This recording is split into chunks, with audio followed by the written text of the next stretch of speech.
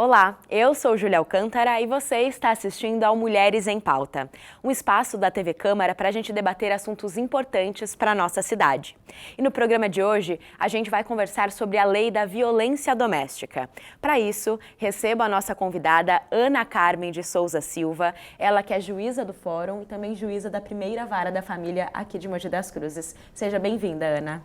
Olá, é um prazer estar aqui com vocês. É um assunto de muita relevância e eu estou super grata por ter sido convidada ao programa. Muito obrigada.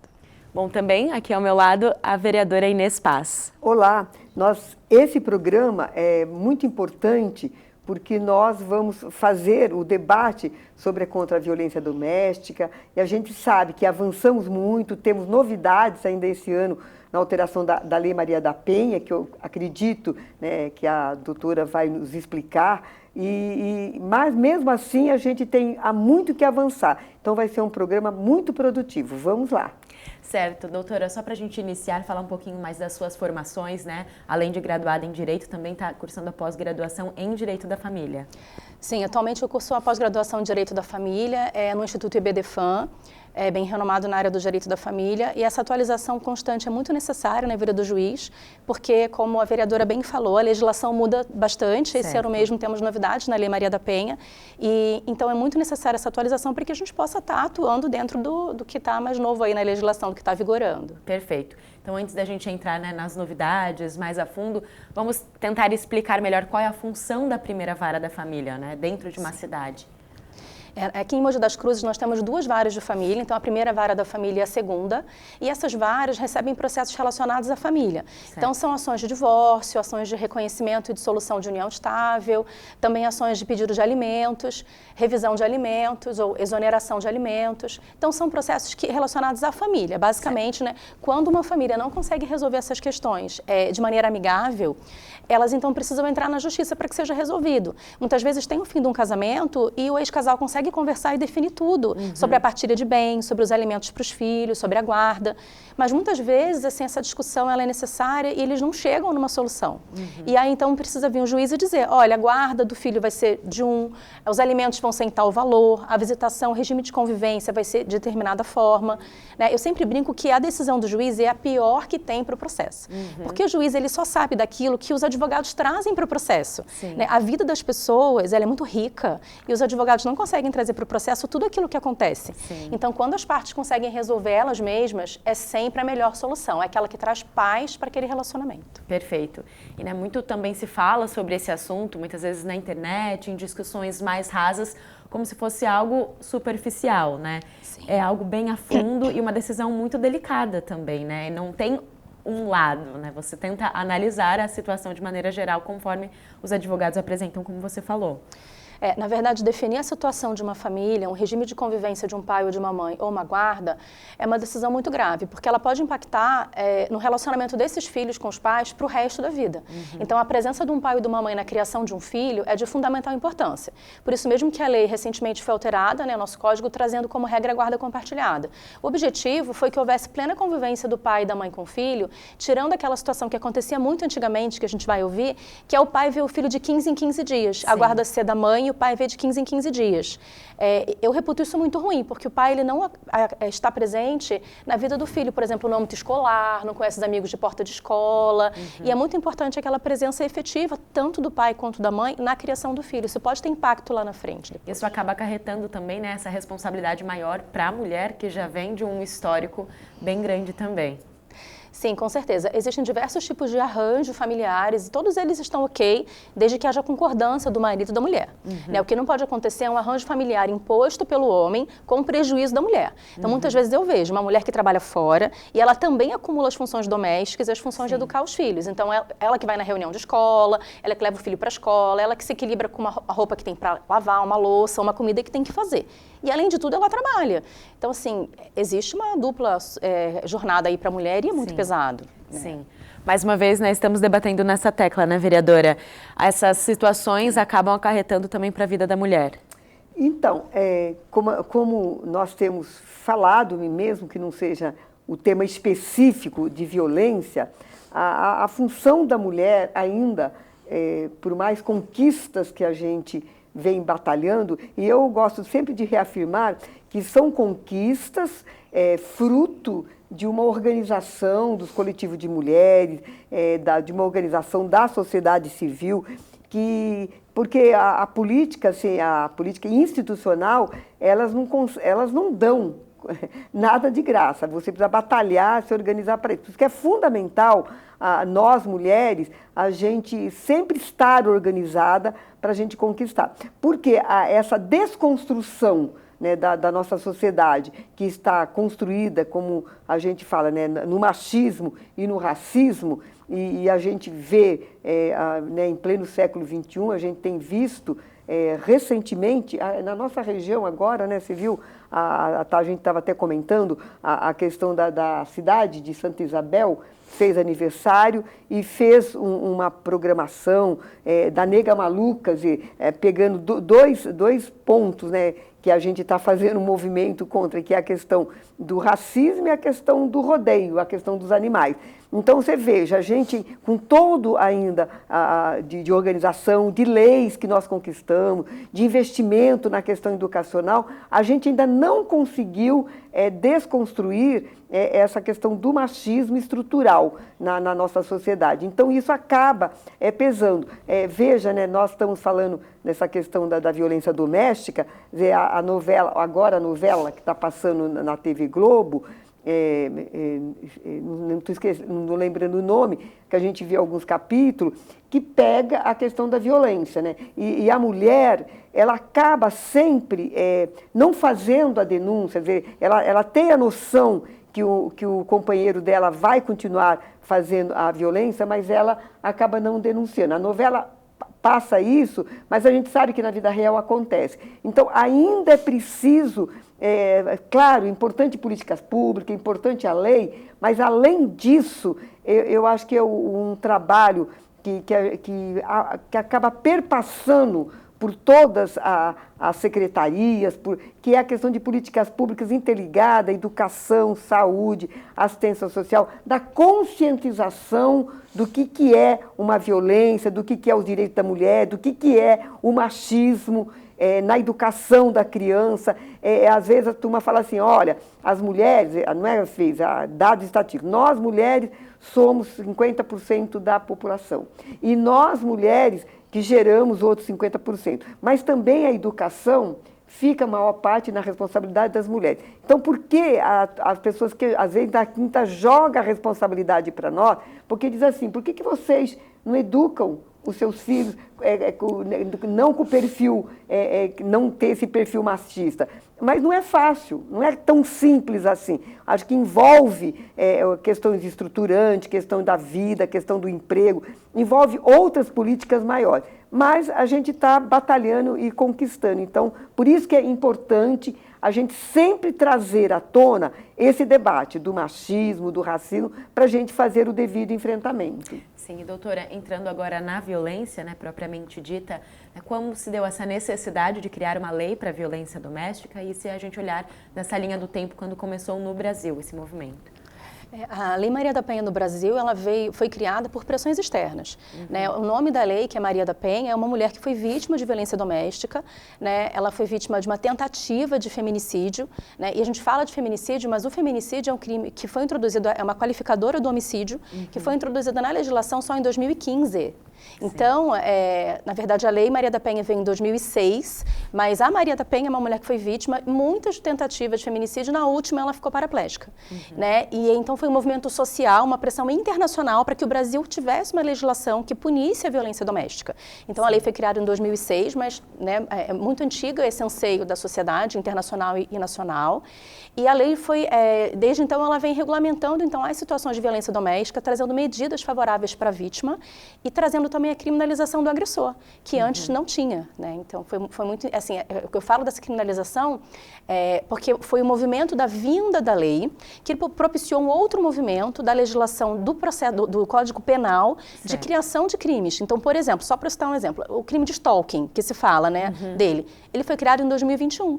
2 anos atrás. O crime de violência psicológica contra a mulher, ele também foi criado em 2021. Né?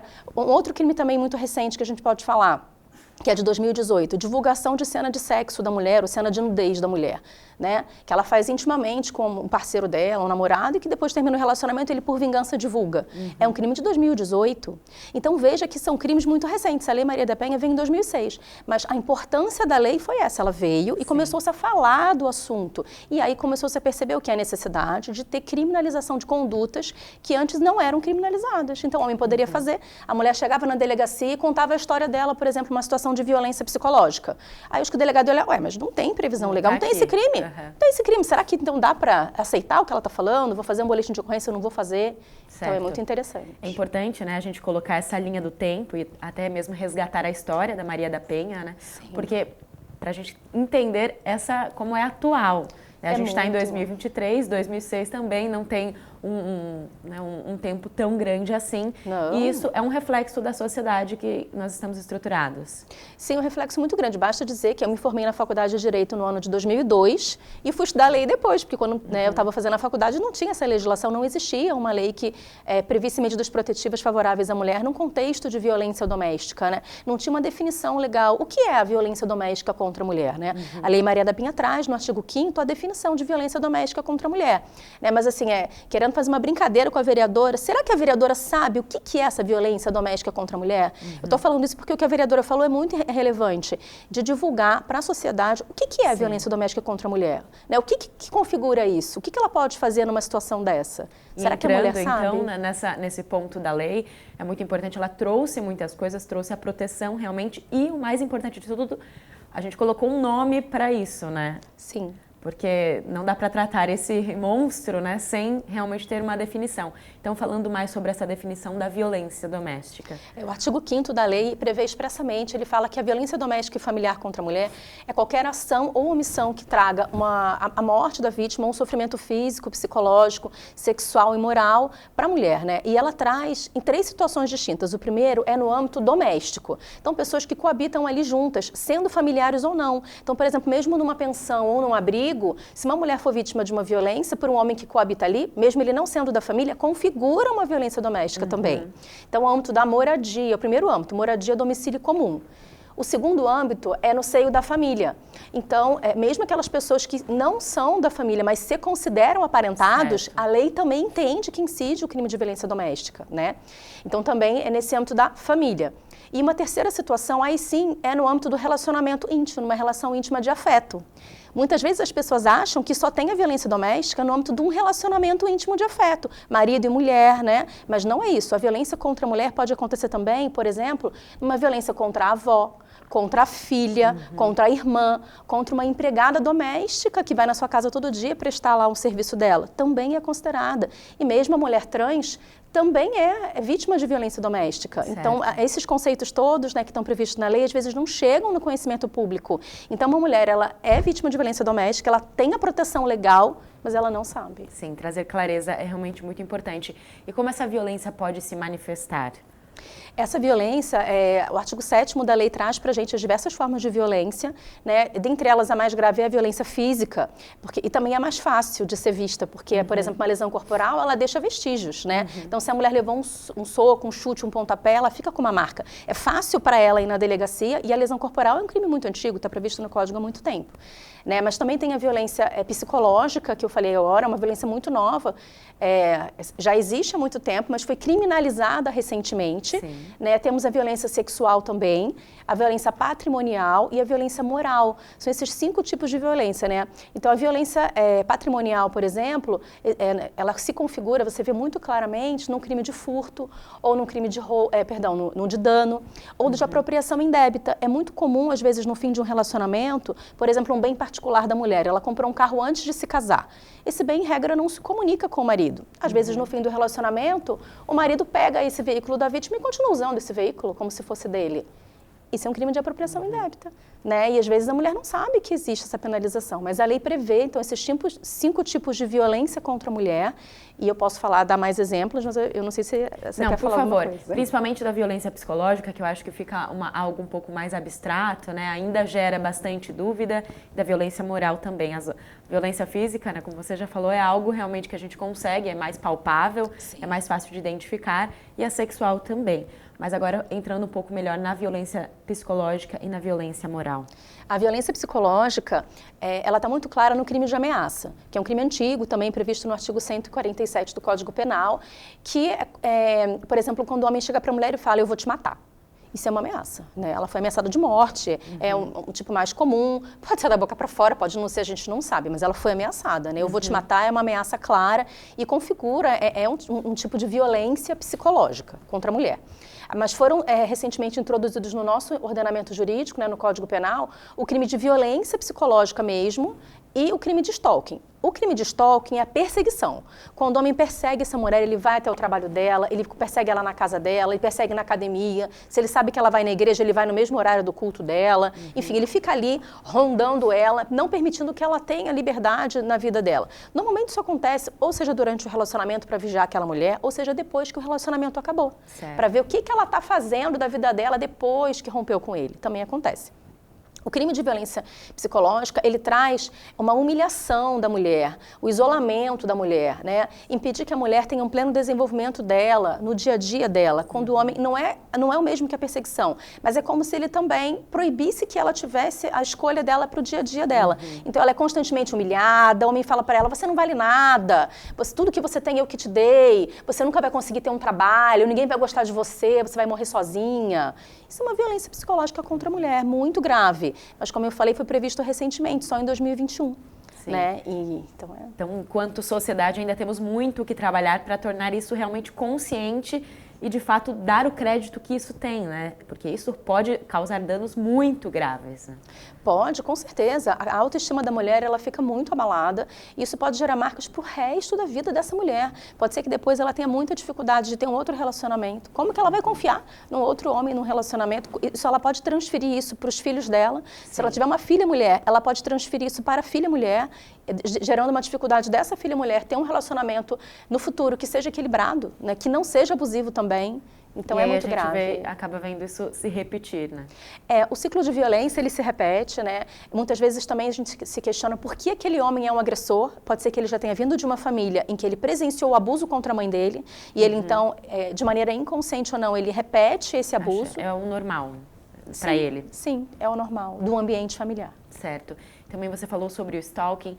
Muitas vezes a gente vê, né, as pessoas falarem, a medida protetiva não é efetiva, já existia uma medida protetiva e a pessoa acabou sendo vítima de um feminicídio, isso acaba também se desenrolando. Existe algo na lei, existe algo dentro do direito sendo pensado em relação a isso? Existe sim, e é muito importante a gente falar desse tema. Eu tive recentemente na Marilei Chiave com a delegada, a doutora Luciane, e ela falou disso, que teve recentemente um crime de feminicídio aqui na cidade e que, infelizmente, nesse caso, a vítima não tinha pedido a medida protetiva. Porque a medida protetiva, ela é muito efetiva e ela visa evitar justamente o feminicídio ou condutas mais graves, porque muitas vezes as condutas do agressor, elas acontecem numa progressão. Então, primeiro tem uma ameaça, depois uma lesão corporal e depois pode vir a ocorrer um feminicídio, por exemplo. Às vezes não tem uma progressão, mas em regra tem-se uma progressão que vai aumentando, Sim. Por exemplo, se tem um rompimento de um relacionamento, ou se ele perde o emprego, uma situação também que acarreta maior dificuldade. Então, são chamados os riscos, né, fatores de risco do feminicídio. Mas as medidas protetivas previstas em lei, se for concedida uma medida protetiva e o agressor descumprir a medida protetiva, ele pode ser preso. Então, basta a vítima comunicar na delegacia, olha, foi deferida uma medida protetiva para mim, por exemplo, de proibição de contato. Ele não podia falar comigo. E ele me manda mensagem pelo WhatsApp, tá aqui, ó. Então ela vai na delegacia e fala, pode acarretar a prisão dele, né? E outra situação, existe a Patrulha Maria da Penha, né? E essa patrulha, ela é efetiva. É claro que os recursos públicos, eles não são infinitos, né? Mas a Patrulha Maria da Penha, ela existe e os casos mais graves, eles são fiscalizados pela patrulha. Então vai em guarda municipal na casa da vítima, verificar a situação dela, vai hoje, vai na semana seguinte, vai na outra. Então, esses casos, eles são acompanhados. Não é que uma vez que foi deferida a medida protetiva, nunca mais a vítima vai ter uma proteção, não, eles são acompanhados. Perfeito. Então, voltando para a medida protetiva, né? Para conseguir uma medida protetiva em caso de violência, realmente precisa ter a atitude de ir até a delegacia, relatar tudo o que está acontecendo? Sim, precisa ter essa atitude de ir na delegacia relatar ou de fazer um pedido junto ao juízo. Porque, inclusive, foi uma das alterações da Lei Maria da Penha, né? Que não precisa você ter um boletim de ocorrência para você conseguir uma medida protetiva. Você pode, por exemplo, conversar com o advogado, eu quero me divorciar e quero, no bojo do divórcio, pedir uma medida protetiva. É possível? É possível pedir o afastamento do lar, né, do marido, dentro do pedido de divórcio. Então, não precisa ir na delegacia fazer o boletim de ocorrência e relatar. Mas, assim, o que a gente tem no nosso dia a dia do direito hoje, o mais comum é, sim, a mulher ir na delegacia ou não precisa nem ir, fazer pela internet. Né? A doutora Luciana estava explicando pra gente que é possível que a mulher faça um boletim de ocorrência pela internet, relate os fatos com detalhes do que aconteceu, a delegacia de polícia vai entrar em contato com essa mulher, na equipe da delegacia, e aí sim vai ser encaminhado para o juiz que vai analisar o pedido de medida protetiva. É muito rápido, de 24 a 48 horas esse pedido já está com o juiz, é sempre um juiz do dia do plantão, então ele vai receber um plantão com esse pedido, não tendo sido acarretada a prisão do agressor, vai ser distribuído para os juízes criminais da cidade.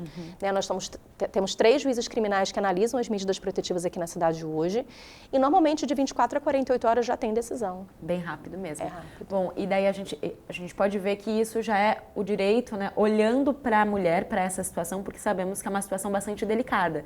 Ir até a delegacia é um grande impeditivo.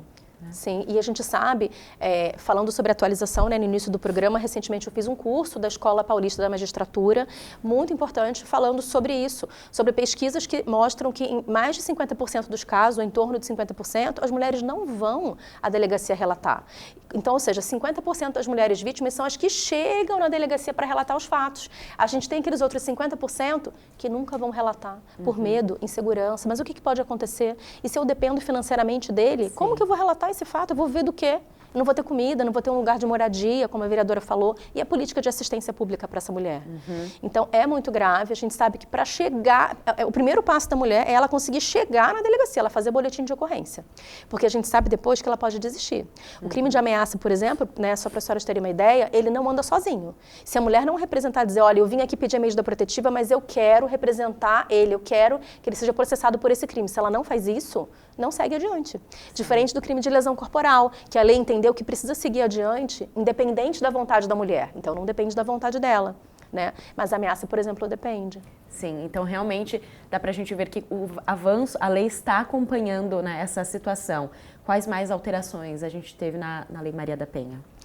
Agora, por exemplo, para concessão de uma medida protetiva, a lei entende que o juiz ele pode indeferir, desde que ele constate naquele caso que não existe situação de perigo para a mulher. Então, ele vai analisar, ele recebeu um pedido de concessão de medida, ele vai ver, poxa, será que nesse caso existe um risco contra a mulher, existe um perigo? Se ele entender que tem o perigo de uma violência psicológica, física, patrimonial, sexual, ele vai deferir a medida protetiva. Se ele entender que não tem situação de perigo, ele pode indeferir. Então, a lei ela veio facilitar a concessão, porque, na verdade, o perigo ele é presumido, né? Acaba sendo presumido. Então, para o juiz indeferir a medida, ele tem que ler aqueles fatos que ela está relatando e pensar, mas isso aqui não é um perigo, não vai acontecer nada nesse caso. Né? Então, de certa forma, facilitou a concessão, porque é um pouco difícil também para o juiz, ao analisar um processo, ver o que a vítima está trazendo, saber se vai acontecer alguma coisa ou não, né? Normalmente tem um risco, senão a vítima não iria na delegacia relatar aqueles fatos. Então, isso facilitou um pouco a concessão das medidas protetivas. E antes de eu falar só das outras alterações, vou falar só um pouquinho das medidas protetivas para as pessoas saberem o que é. Então, existe a medida protetiva de afastamento do lar. A vítima pode ir lá na delegacia relatar os fatos e pedir que o companheiro, o marido, seja afastado do lar. Ou que o irmão, que está causando um problema, seja afastado do lar, por exemplo, também. Existe uma outra medida que é a proibição de contato. Então, às vezes, eles não moram juntos, né? O agressor não mora com a vítima, mas ela não quer mais que ele fique mantendo contato com ela, mandando e-mail para ela, falando com ela pela rede social, publicando no Instagram coisa dela, ela não aguenta mais ele lá. Ela pode pedir a proibição de contato também. Ela pode pedir uma medida protetiva para que ele não frequente a academia dela, ou o culto à igreja dela, no horário que ela vai, ela pode pedir também. Outras coisas que estão previstas na legislação são alimentos provisórios. É uma medida protetiva a fixação de alimentos do juiz em favor da vítima. É claro que, em regra, ela pode entrar com a ação de alimentos? Pode. Ela vai ter que entrar depois? Pode, mas o juiz pode deferir cautelarmente uma medida fixando alimentos em favor dela, para que, se ela, por exemplo, pediu para ser afastada de casa, como que ela vai sair sem ter os alimentos? Sim. Ela pode pedir também. Uma alteração de 2019, muito importante, é que a vítima pode pedir para que os filhos dela sejam matriculados numa escola perto da residência dela. Ela resolveu sair de casa. Não, eu vou sair daqui, está um ambiente muito ruim para mim. Mas às vezes ela fica pensando, mas se eu sair daqui, como que eu vou conseguir a vaga na creche do meu filho? A lei trouxe uma medida que o juiz pode determinar ao poder público em que a mulher saindo daquela casa, se mudando para outro bairro, que então lá os filhos sejam colocados na escola mais próxima da residência dela. Então é uma medida muito importante, mas nem todo mundo sabe dessa medida que tem. Né? Então é importante a divulgação da lei. Outras novidades da lei, por exemplo, é aquilo que eu estava conversando antes sobre a questão de ter um crime da violência psicológica ou ter, né, um crime do stalking, por exemplo. A lei trouxe uma novidade falando que, independente daquela conduta ser caracterizada como crime ou não, pode ser feito o boletim de ocorrência e a medida protetiva tem que ser analisada pelo juiz. Perfeito. Isso são avanços muito importantes, significativos, esperançosos também, mas a gente pode observar que a sociedade também precisa andar junto à lei, né? Precisa realmente ter essa atualização de consciência e essa reestruturação para realmente isso ser efetivo.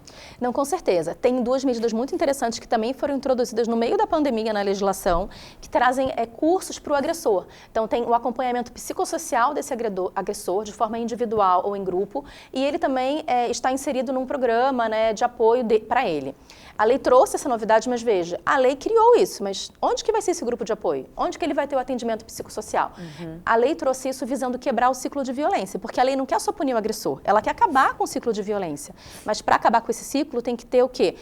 Ele precisa mudar o pensamento dele, ele precisa entender por que ele está também nesse ciclo de violência. E isso envolve que ele participe de sessões individuais ou coletivas, né, com psicólogo, para que ele possa entender. Então a lei trouxe a previsão, mas como que ele vai fazer? Será que esse agressor tem condições de ele pagar? Porque o juiz pode canetar. Aí eu vou colocar aqui na medida protetiva, obrigo o agressor a participar, mas onde que tem isso? Cadê?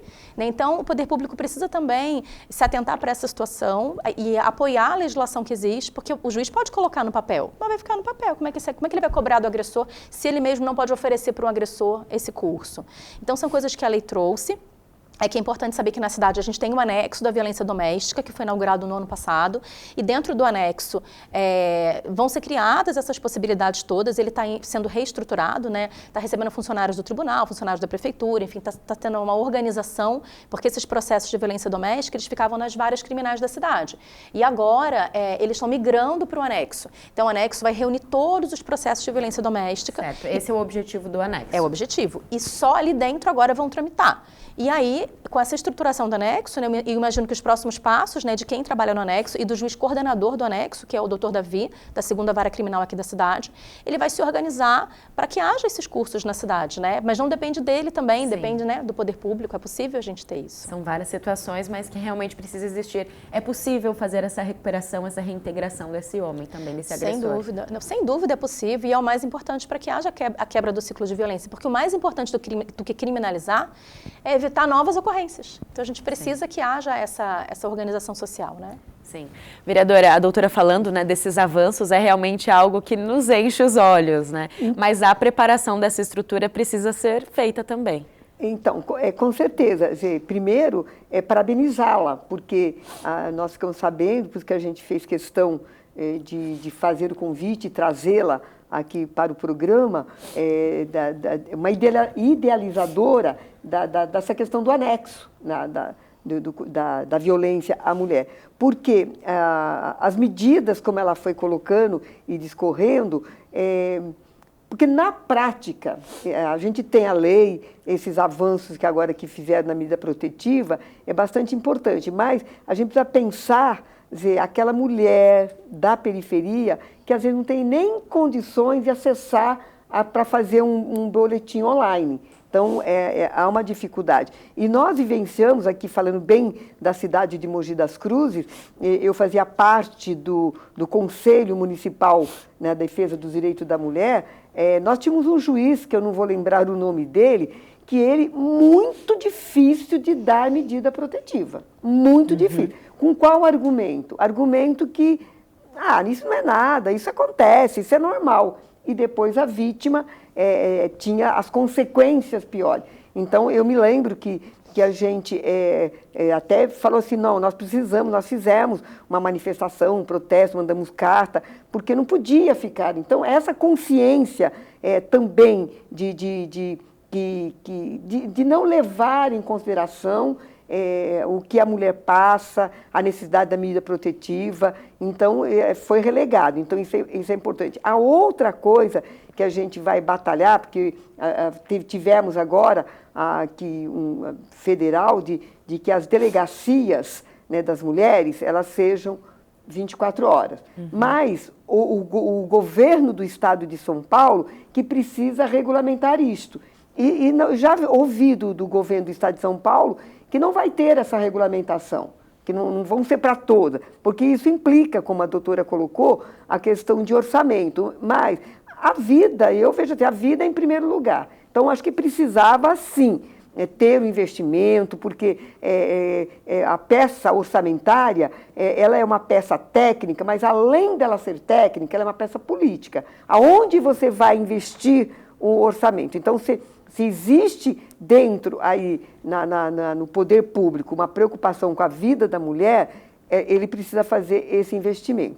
E a outra questão que nós já, não é da nossa alçada, mas nós fizemos como moção, como indicação para o governo estadual, é a questão das delegadas para as delegacias das mulheres, elas serem feitas de uma forma diferente. Porque o que a gente ouviu, e ouvimos da própria delegada, não essa, mas de outra delegacia, porque é um concurso para delegado, não importa onde ele vai atuar. Daí tem que vir aqui para a delegacia da mulher. Diz que as pessoas vêm, mas não querem ser delegado da delegacia da mulher. Então tem que fazer uma forma diferente, tem que fazer um concurso específico, com critérios, com perfis, para ser a delegada da delegacia da mulher. Então isso a gente já fez um pedido. E a outra coisa que nós fizemos aqui enquanto lei municipal, não é da minha autoria, é da autoria do vereador Mauro, né, o Mauro Yokoyama, que é o Mauro do Salão, para funcionalismo público. Quer dizer, o funcionário que cometeu, né, violência doméstica, que passou por esse processo, ele só pode retornar ao serviço público se ele fizer esses cursos, essa formação contra o agressor. Agora, concordo com a doutora, está lá na lei, mas se não tiver uma preocupação de organizar esse curso para recuperação do agressor, vai cair, não vai ter... Chega no fim da linha. Né? E o que a gente vê é os coletivos de mulheres, coletivos que têm uma preocupação de estar organizando esses cursos. Mas avalio que tem que ser uma prioridade do poder público também, senão não vai para frente. Certo. Doutora, também, né, você falou muitas informações relevantes, mas onde a vítima pode encontrar essas informações, onde pode buscar esse apoio? Você também falou sobre a Patrulha Maria da Penha, né, que é da Guarda Municipal. Deixar mais um pouquinho das informações para essa vítima. Sim, o mais importante sempre, hoje em dia a internet é o maior meio de informação. Infelizmente, como a vereadora falou, não são todas as pessoas que têm acesso à internet, mas assim, então eu recomendo ir mesmo à Delegacia da Mulher da cidade. Mogi das Cruzes tem uma Delegacia da Mulher, ir lá pessoalmente, pedir orientação da Delegacia da Mulher. Os casos que são encaminhados para Patrulha, né, Maria da Penha, são avaliados pela delegacia, eles avaliam os casos mais graves, eles encaminham aqueles que eles entendem mais graves, porque há falta de recursos, então infelizmente não são todos os casos que são encaminhados. Mas é importante a mulher ter em mente que, uma vez concedida a medida protetiva, ela hoje não tem prazo para ser revogada. Né? Também há uma alteração da Lei Maria da Penha, que foi introduzida esse ano. Antigamente se pensava assim, foi concedida a medida protetiva e aí vai ter um processo criminal atrelado a essa medida protetiva. Aquilo que eu falei, então ela foi lá, mas o crime era um crime de ameaça, por exemplo. Aí ela então representou ou não representou. Se ela representa, o crime de ameaça ele é processado. Se ela não representa, não é. Aí tinha um entendimento de, por ser uma medida cautelar criminal, essa medida protetiva, se ela não foi lá representar, então, se não vai ter o processo principal do crime de ameaça, a medida então cai. E aí cai. Ela conseguiu a medida protetiva, mas não vai vigorar muito tempo, porque se ela não quer que ele seja processado criminalmente. Mas agora a lei trouxe essa independência. Né? A lei falou, não, a medida protetiva vai vigorar, independente de ter o processo criminal ou não ter, e durante o tempo que for necessário para resguardar a situação da vítima de de perigo. Se ela está na situação de perigo, vai ficar vigorando. Então, o juiz precisa analisar cada caso e fixar um prazo que vai vigorar aquela medida protetiva. 6 meses, 1 ano, e aí ele vai... E para que ela seja revogada, muito provavelmente a vítima vai ser chamada em juízo para ser ouvida pelo juiz, para que ela então diga, olha, hoje está melhor. A situação de perigo já passou, nosso relacionamento já está melhor, ele está com outra pessoa, eu já constituí outra família e ok, não preciso mais dessa medida, então vai revogar. Então, até para isso, até essa situação, que às vezes a vítima ficava insegura. Sim. Ah, mas será que está vigorando, será que não está? A vítima tem que ser intimada se a medida protetiva for revogada. Então, ela vai ter essa informação. E muitas vezes essa mulher fica num ciclo de violência que ela mesma acaba banalizando essa situação e duvidando se realmente é uma violência. Sim. Como identificar? Existe alguma indicação ou até mesmo as provas? Muitas vezes são provas, né? Conversas de rede social, às vezes acha que não, porque é algo banal, mas tudo pode ser também colocado como prova. Tudo pode ser colocado como prova. E foi muito importante a sua colocação, porque inclusive uma outra alteração relevante agora que a gente teve esse ano da lei é que não precisa de prova. A mulher não precisa levar prova na delegacia de polícia. A palavra dela vale. A palavra dela é uma prova, a palavra basta. Porque as mulheres ficam pensando, mas vai ter que ter exame de corpo de delito, mas e se não ficou a marca da agressão? Então não vale? A palavra dela sozinha, a lei falou já que vale. Ela não precisa levar testemunha, ela não tem que levar print de WhatsApp, de rede social, não tem que levar nada. Agora, é claro, ela não precisa levar nada para conseguir a medida protetiva, mas para responsabilização criminal, para o processo criminal, essas provas são relevantes. Certo. Sim, então se ela tiver, se for possível que ela leve nesse primeiro momento, ela pode levar, mas se ela não tiver como levar, ela está naquela situação de perigo que ela está com medo, ela não precisa, basta ela ir na delegacia de polícia ou entrar pela delegacia, pela internet, relatar o boletim de ocorrência e dizer a medida protetiva que ela quer. Eu quero tal medida. Nossa, esse, ao meu ver, é um dos maiores avanços mesmos, né? Realmente a palavra da mulher ser colocada em prova. Não, com certeza, porque os estudos demonstram que os crimes que são cometidos contra a mulher são crimes que acontecem normalmente dentro de casa, ninguém está vendo. Um crime, por exemplo, de violência psicológica, ou esse crime, o marido não vai fazer isso na frente de outras pessoas, não vai humilhar ela na frente dos outros, né, ou o namorado, ou o companheiro, ou seja quem for. Vai fazer dentro de casa, para minar a confiança dela, né? Então, a palavra da vítima tem valor. Já os crimes que são cometidos contra os homens, os estudos demonstram que são crimes de rua, né? Um assalto, né? Uma tentativa de homicídio, é tudo coisa que decorre no ambiente público, mas contra a mulher não, são crimes que acontecem em regra no ambiente privado. Bom, doutora, já chegamos ao final do programa, muita informação importante por aqui, quero muito agradecer a sua presença. Nossa, eu que agradeço, é um prazer estar aqui com vocês. Se precisarem de mim de novo, me coloco à disposição. É um assunto de extrema relevância e eu queria deixar claro que, em que pese, assim, pareça que não tem tanto avanço, né? A gente está avançando sim e às vezes para ter esse avanço, avança um pouco, retrocede um pouco, avança mais um pouco, mas o avanço ele está aí.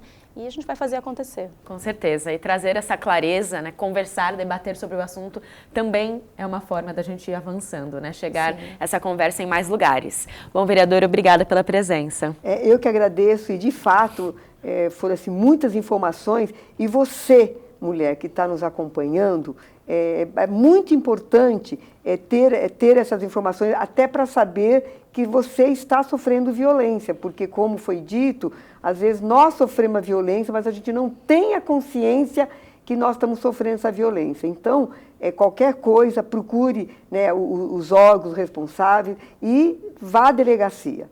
Vá à delegacia, que é muito importante você relatar para a gente ver quantos casos existem. Então, acompanhe, nos procure, nós estamos aí à disposição.